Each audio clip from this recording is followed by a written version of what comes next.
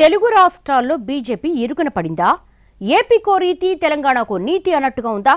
ఒకే పనిని రెండు రాష్ట్రాలు ఒకేలా చేస్తే తెలంగాణ సర్కారుడు మాత్రమే తప్పుబట్టి కాషాయ నేతలు రాజకీయంగా ఇరుకున పడ్డారా?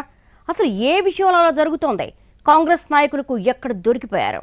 తెలంగాణలో కొత్త రాజకీయ రగడ మొదలైంది. కాకుంటే ఇది మతపరంగా సున్నితమైన అంశం కావడంతో జాగ్రత్తగా గమనిస్తున్నాయి రాజకీయ వర్గాలు. ఇదే టైంలో బీజేపీ డబుల్ స్టాండర్డ్స్ అనుసరిస్తోందన్న చర్చ సైతం మొదలైంది. త్వరలో రంజాన్ మాసం మొదలవబోతోంది. ఈ సందర్భంగా ముస్లిం ఉద్యోగులకు ప్రత్యేక వెసులుబాటు కల్పించాయి ఏపీ, తెలంగాణ ప్రభుత్వాలు.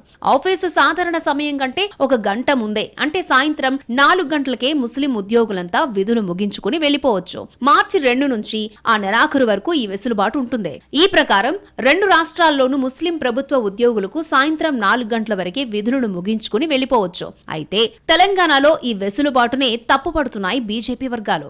బీజేపీ సీనియర్ లీడర్స్ అయితే ఓ అడుగు ముందుకేసి ఈ వెసులుబాటుకు అయ్యప్ప, భవానీ, హనుమాన్ మాలధారులకు ముడిపెట్టి మాట్లాడుతున్నారు. తెలంగాణ ప్రభుత్వం ఇచ్చే వెసులుబాట్లు కేవలం రంజాన్కేనా, ఇతర మాలధారులకు ఎందుకు ఇవ్వరంటూ ప్రశ్నించారు కేంద్ర సహాయ మంత్రి బండి సంజయ్.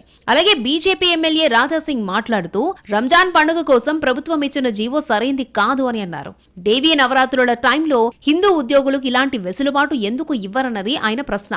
తెలంగాణ ప్రభుత్వానికి ఒక మతం పండుగే కనిపిస్తోందా అని కూడా ప్రశ్నించారు రాజాసింగ్. వాళ్ల ప్రశ్నలు, ఉద్దేశాలు ఎలా ఉన్నా అసలు రాజకీయం ఇక్కడే మొదలైంది. బీజేపీ వైఖరిని కాంగ్రెస్ నేతలు తీవ్రంగా తప్పుపడుతున్నారు. తెలంగాణలో పొలిటికల్ గా ఏదో చేసేయాలి అన్న ఉద్దేశంతోనే ఇలాంటి వివాదాస్పద వ్యాఖ్యలు చేస్తున్నారన్నది కాంగ్రెస్ అభిప్రాయం. అదే టైంలో వేళ్లు ఏపీ వైపు చూపిస్తున్నారు హస్తం పార్టీ లీడర్స్.